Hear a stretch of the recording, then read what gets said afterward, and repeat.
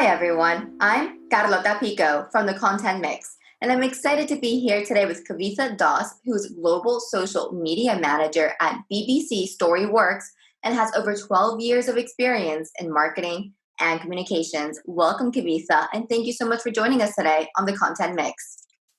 Thank you, Carlota. Hello, everyone. It's lovely to be on this podcast. Thank you so much for inviting me. Well, thank you so much for joining us. It's lovely to have you here. Kavitha, to start this interview off, I'd like to ask you a little bit about your background. How did you get to where you are today? So it's been a long journey, as you said, 12 years. It started off in Mumbai. So I'm originally Indian and I grew up in Mumbai. So my career started in PR and I worked in a couple of agencies, MSNL, Burson Marsteller. And in my last job with Burson Marsteller, which was around 2010, I came across this new wave in communication, which is digital. It was called digital PR at that point. Mm-hmm. And seemed really intriguing, really fun, but I didn't know how to go about it because it was on such a small scale. And that's when I quit my job and just decided I want to explore this. This seems really interesting. It's so different from public relations and it's online and there's more writing and creativity. And so I moved into social media sometime in 2010 with a really small startup, which is like one of the first in the country. And it was back in 2010, we were a group of 5 people. So unlike the agency setup it is today, they were like, it's the same person who does the copy, who manages the platform, who does the listening, analytics, client servicing. Everything was one person. And we did all of that. And so that's how I started in 2010. And I worked in India for around another 5 years. And then I moved to London in 2014. Okay. And when I moved countries, obviously there was a bit of a gap and it's difficult to adjust in such a sphere. In a new country, there are like hurdles every time. There are like these little potholes that kind of put the brakes on your journey. Yeah. So then I decided to take a step back, start kind of afresh. So I started off again as a social listening executive, tried to get to know the market again. And I worked with GSMA and for the Mobile World Congress, there were these contract roles in social listening on Radiant 6, and there were like little copywriting roles. I did that and gained experience in this market. And in 2018, I moved to the BBC, and I've been working with them since. Okay, well, what a fantastic brand. And I can totally resonate with your story as well, because most of my work is actually abroad. And right now I'm based in Madrid, and I moved back to Madrid in 2019. But before that, everything that I had done, which was PR campaigns for governments, had always been abroad. So coming back even to my home market meant that I had to really readjust to the culture, although it was my home culture. Definitely. It's this industry, it's the environment. It changes so quickly. Mm-hmm. That you really need to take a step back and kind of get in pace to be able to run with your peers and run with the industry. Yeah, definitely. I mean, I left Spain back in 2004 and I didn't come back until 2018. So you can imagine how much the world changed. Definitely, yes. Okay, well, talking a little bit about the skills that you've acquired over time, I do want to zoom into that, but I also want to zoom into the qualities that you've acquired and that you have innately in you.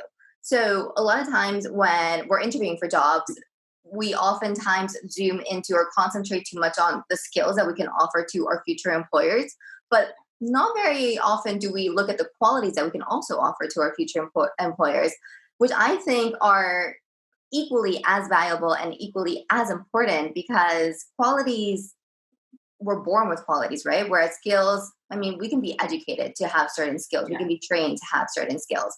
So let's say that you're promoted tomorrow and you're tasked with the job to find a candidate for your new role. What qualities would you watch out for more than skills? That's a really good point, actually, because when we are looking for people, we quite mix both those entities of skills and qualities, but they are distinctly different things. Mm-hmm. And truthfully, and honestly, I look for qualities more than skills, because I know that social media is a tech industry, and you can teach them the skills. You can teach them to run ads manager. You can teach them to deduce the analytics. But what you need are those qualities to run the show. Mhm. But one thing, first and foremost, I look for is this quality of fearlessness and being able to experiment and not being scared to try something new. Because there's so many new things that come on those different social media platforms every day. You can't be saying that, oh, that's new, I don't know how it's going to work or how it's going to look like. You've got to try it. You've got to see how it is. And this is what I look for in a peer, a colleague who's working with me in social, because I come from back in 2010, where one person is to do everything. If I didn't put in or risk my $200 to say, what's this? What do Facebook ads look like in 2011? I would never be able to do paid social ever. You've got to try. You've got to experiment, and that's the one. That's one quality I look for. Another one, because when you're working in any kind of organization, you're not working in silo. You're working with a lot of other departments. You're working with a client. You're working with vendors. And so two things that I think are really important is being able to have uh, this, this, uh, this quality of being relentlessly in pursuit of things. Like, if it doesn't happen the first time, you can't drop it. You've got to be at it. You've got to make sure it gets done, and you've got to like be at it. You've got to pursue it. People forget. You've got to get in touch with them again. Said, do you remember we had this conversation? We need to try this again. And thirdly, I would say it's patience and the ability to follow through, because things don't get done immediately, but you've got to have patience. You can't be angry at things. You can't get frustrated soon. You've got to be able to be patient and work through things. I think these are three qualities mainly that I look for, and people with these I can work really well with. That's fantastic advice. And I completely agree. And I think it has a lot to do with our background as well, because Yeah, we've had to reinvent ourselves so many times going from one market to the other that we've had to be curious, we've had to be flexible, we've had to adapt. definitely. Yeah. And so And I I think, think these kind of transcend all jobs. It's not just in social. I think an employee or a peer or a colleague, a manager who has this is really easy to work with and can be really productive. mhm. And this actually transitions perfectly into my next question, Kavitha. Facebook's CEO was quoted saying the following: in a world that is changing really quickly, the only strategy that is guaranteed to fail is not taking risks. Looking Yeah. back on your experience, what's a personal or professional risk that you've taken which has really paid off? Um, if I think about it, I think, like I mentioned earlier, when back in 2010, where personally, when I just quit my job without uh, anything new on the horizon to just take stock of what I'm doing, it was a very. I was in my career like 4 years. I was like on my way to. I had just finished with my junior role, my time as a junior executive. It was my time to kind of step ahead, step up the ladder, move on in PR. And everybody was quite surprised, like, you're doing really well. Why are you quitting now? And I was like, no, there's more. There has to be more. This other thing seems really interesting. It's not big, but I really feel that when there's so much technology around me and moving so quickly, this is going to be somewhere. And I just quit my job. I sat at home for 3 months, just figuring out how to go about this. Who do I contact? How do I get into this industry? And I think that was a big professional, a personal risk that I took at that point. But I did it, and I think I'm now, in hindsight, I'm really happy I did that, because I wouldn't be here if I hadn't taken that. And um, professional risks. I mean, I'm majorly into paid social and advertising. I mean, that's a professional risk every day, because you don't know what you're getting. You estimate something, and the CPMs and CPCs and the rates change every day. So, well, that's a professional risk. That's the job description. Yeah, definitely, definitely.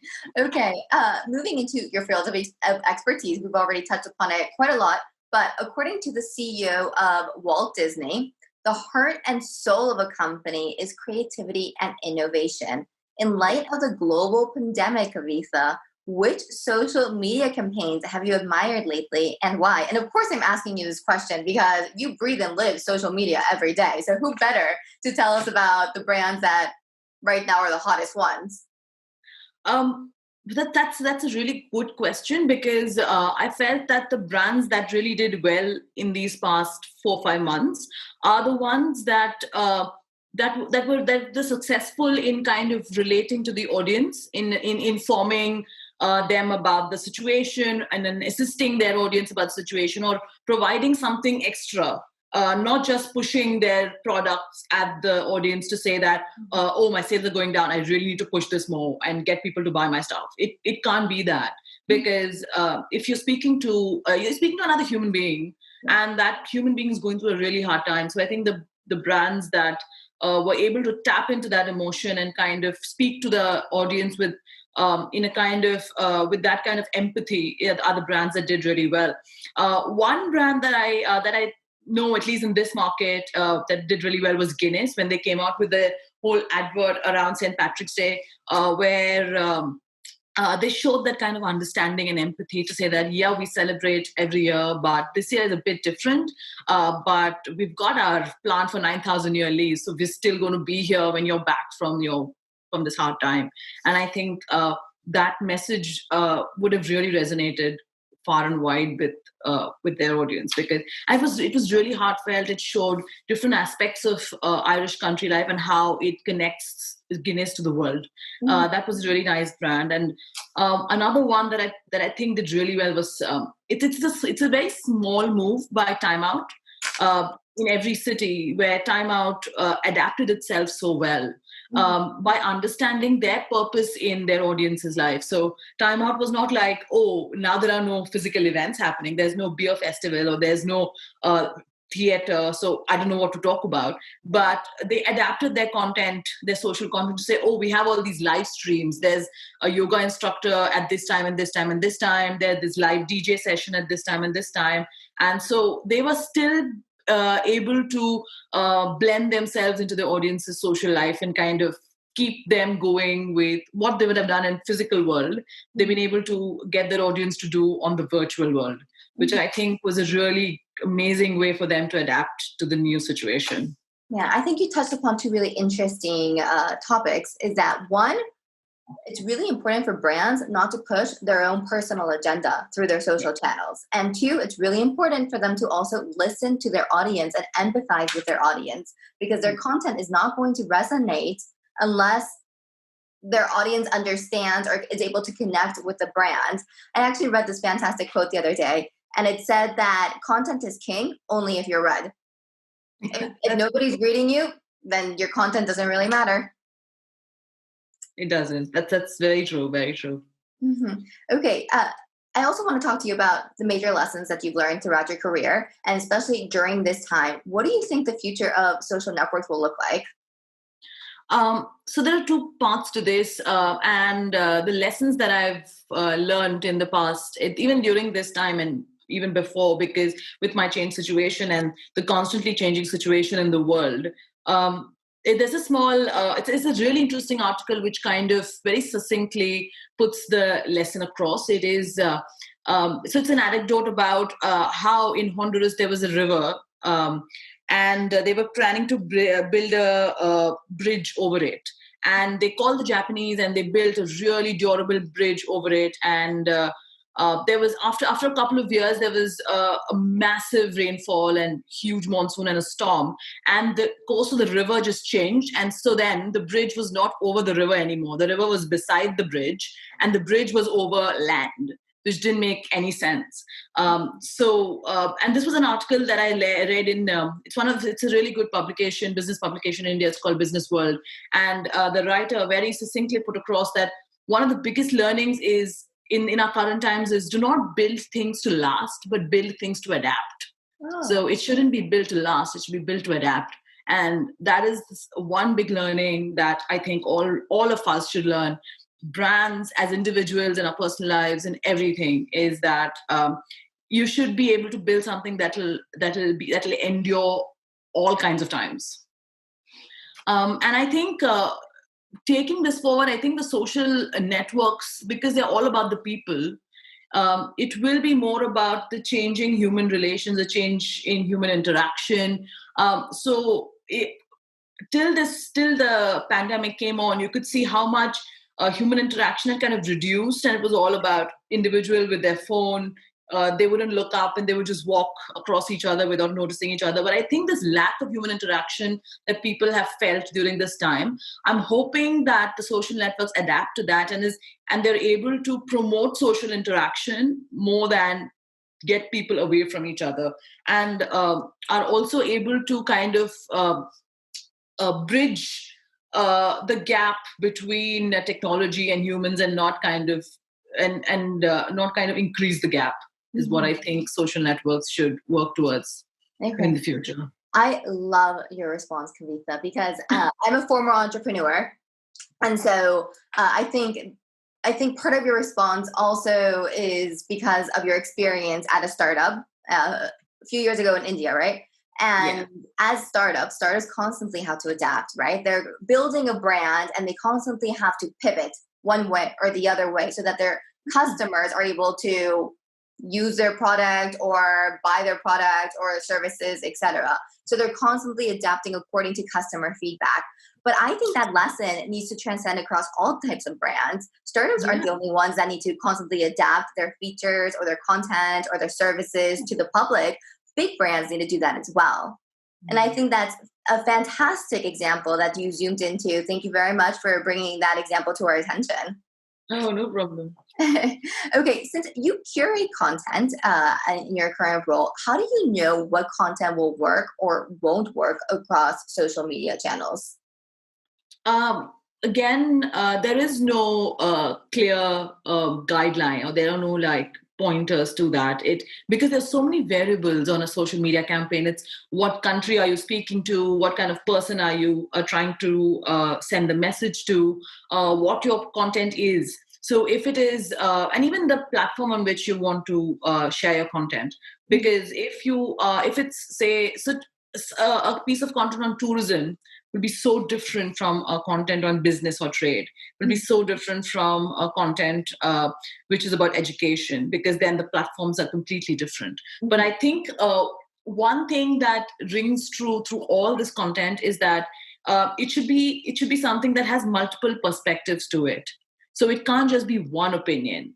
There has to be multiple sides to it, so that it kind of relates to every kind of person. So if it's about a university, you have different kinds of students. There's some students who like the academic part of it. There's some students who like the extracurricular part of it. There's some students who just like to go to a college that has beautiful architecture, has a beautiful library. So if you have a piece of content that's only saying, oh, we have amazing maths program, or we have an amazing astronomy or astrophysics program, and just talk about the academics, you're alienating the students who want to come to your college for the extracurricular, the drama club, or for the sports.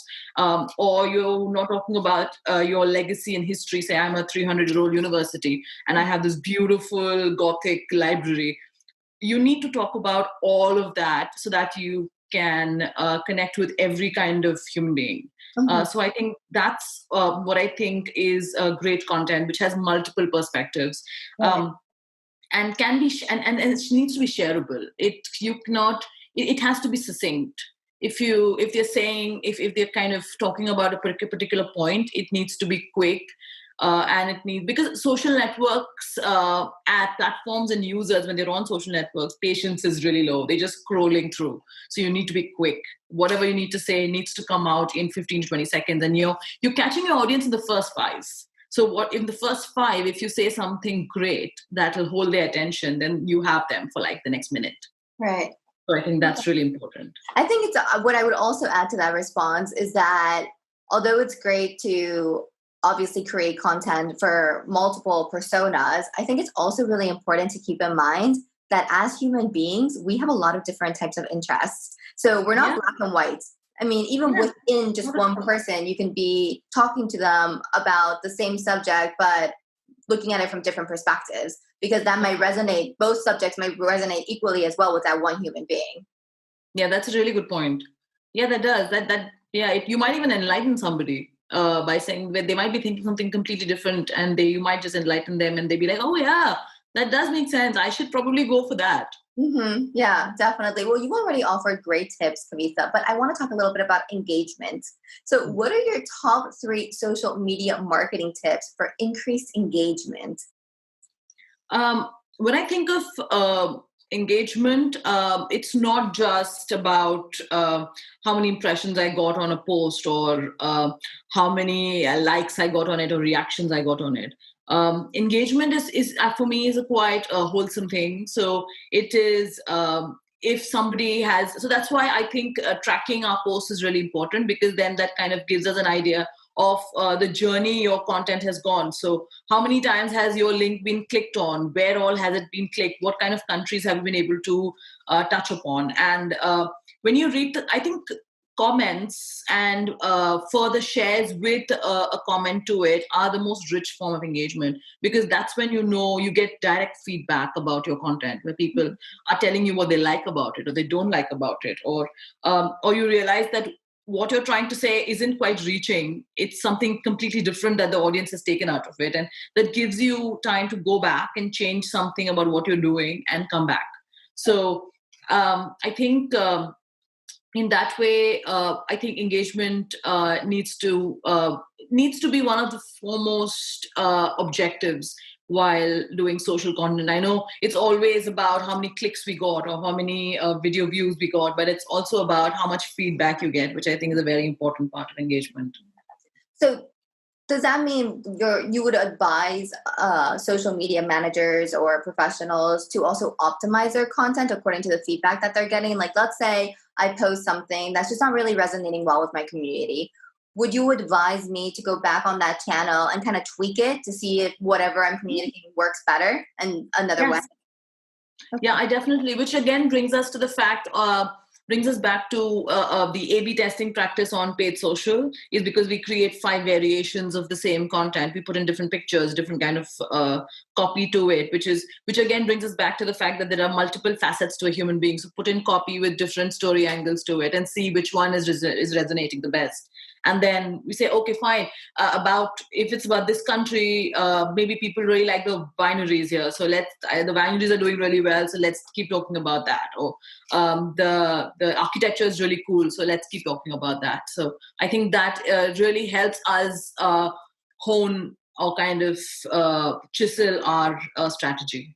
Okay, Kavitha. So to finish off this section of the interview, I want to ask you about any advice that you have for marketers like myself who are struggling to create engaging and valuable content for their social media channels. So, for example, a concentration tool, or what do you do? Actually, it's a combination of things. We all go through this. We're working at a particular brief, and at some point, you just reach a block. And you can't think further, and your creative juices just like run out. But what I specifically do is I switch from the right brain to the left brain and left brain to the right brain, which is more analytical from creative. So once I feel that, I can't think beyond and I am not getting any new ideas, I say, okay, let's stop doing something creative and let's do something more analytical, because I'm using a completely different side of my brain.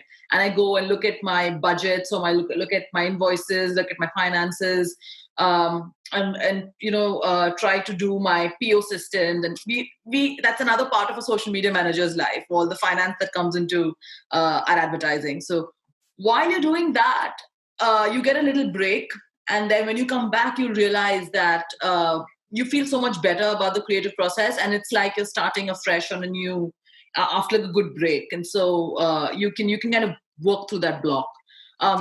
What also works is just taking a break, get up, go have a glass of water, speak to somebody, and come back. And it's what's amazing is that the creative process is a lot about your experiences. So you might just go talk to somebody, come back with a couple of stories, and it might just bring out a new idea in your head. So I think the creative process, at least social storytelling, is all about your experiences and the stories you listen from the environment around you. So I think it's a combination of all these things together. Yeah, no, I agree. Actually, it's a funny story because I'm going to be on holidays in 2 weeks from now. And so I wanted to buy a really good book, but at the same time, a book that would be valuable for my everyday job, which is to do interviews with fantastic marketing professionals like yourself. And so I came across Larry King's autobiography. And Yeah. Larry King is a fantastic journalist. He's been doing interviews for the past 20 years. So I bought it and I can't wait to start reading it so that I can pick up on some of his tricks. That's a great book. It's really nice. You should definitely try that. Okay. Yeah, it's a very engaging way because it's all about. He writes in a lot of anecdotes, so it's not a lot of just preaching. It's a lot of stories in the middle, so it's very interesting. Well, I can't wait. This actually leads me to my next section of our interview, which will be our set of rapid fire questions. To get this section started off, I'd like to ask you about your source of inspiration, Kavitha. Who do you admire? Who inspires you? I mean, I have different inspirations for different parts of my life. So my family and especially my parents, they really inspire me for being patient and relentless because they're like both of them are like a force of nature. So they will push you and they will stay at it, and they have like brilliant follow through. So that's one part of that really inspires me to be at it. And if you come at a block, you've got to work through the block. You can't just turn direction and change it. You've got to work through the block and go through. That's really inspirational. But on the other hand, there are loads of. So one woman that really inspires me is Serena Williams. I know it's very cliche, but it does. Like she's so she's misunderstood for being like really. Does it misunderstood for being brash and rude onto court, but there's other side to her which is just being so determined. She doesn't give up. She went through such a hard medical period, but she decided to jump back. She might not have done great, but the amount of effort that must have taken her to come back and not really do well the first time had come back, it's very brave. And she left the tournament with her head held high, which is very inspirational. It really inspires you to be at it, and your problem seems so small. Mm-hmm. No, it also ties nicely with what your parents always recommend as well, right? Like if there's a hurdle, you just have to go through it and you have to just face it head on and find a solution to that. Take a deep breath and just kick it. Yeah. Because one thing that I've learned from them is that you should try to be the best version of yourself. Like you don't have to be the first or the best at anything, but just be the best you can, the best version of yourself. Yeah. So that's just we should strive for. That's it. Yeah. That's all we can do. Yeah. It's like do better, right? You should always try to be doing better. Do better, yeah. Okay. What about a book, a hashtag, because you're in the social media world, or a publication that you'd like to recommend? There are a couple of, so there's one Instagram handle that I really follow and I love. It is the NASA Hubble. The NASA Hubble Instagram handle is just brilliant. They have it's a telescope, and they keep posting pictures that the telescope keeps clicking of the different planets and the nebulas. And there's one of the Orion Nebula, which is just fantastic, and of the Northern Lights. And it's one Instagram handle that it's awe-inspiring. So I always look forward to content from the NASA Hubble. And also in this lockdown period, I've gotten a lot of time to read. And it's been a mixture of a lot of books. So it's a bit of fiction, it's a bit of philosophy. So there's this book that came out, The Silent Patient. And that was a real kicker and really interesting. It's a psychological thriller, and it really keeps you in your chair. But on the other hand, there was also this really concise version of the teachings of Marcus Aurelius, who was this Roman emperor, and it gives it's a lot of philosophical learnings of himself. It's kind of his diary, which is published. So it's very layman language. It's not very philosophical, but it is really helpful in these hard times to give you perspective, to help you kind of cope with the situation. So I think these are the few books and few handles that really helped me through this period and really awe-inspired me. I'm going to have to add those books to my summer reading. They sound great. Yeah, really good. And to finish off today's interview, I'd like to ask you about what's your favorite app at the moment and why? My favorite app in social media is definitely Instagram at the moment. And with the introduction of Reels, I'm really intrigued how Reels is going to do. Reels is like the new TikTok and Instagram. So I really want to see what kind of content comes on there, because it's not a separate app, it's within Instagram. So how does it do as compared to TikTok? And personally, I have this, I love playing word games. It's a very content writer niche, I think. I love playing word games, and there's this it's a solitary app called Wordscapes, and it's like boggles. You keep making words out of the alphabet they give you. I don't know when 45 an hour just like passes by, and I'm like, I've passed like 15 levels. But it's a really engaging app, and it really keeps your mind flowing and keeps it exercised, if you want to call that. Okay. You must have a really big vocabulary. Oh well. I wouldn't want to go that far to say a great vocabulary, but I'm good at games. Okay. Well, Kavitha, thank you so much for joining us on the Content Mix. It was awesome to meet you and to pick your brain on so many different subjects. Thank you so much for having me. It's been great. The pleasure has been ours. And to everybody listening in today, thank you for joining us on the Content Mix. For more perspectives on the content marketing industry in Europe, check out the Content Mix. We'll be releasing interviews just like this one every week, so keep on tuning in. Thanks again. Have a fantastic day, and see you next time. Bye. Bye. Thank you.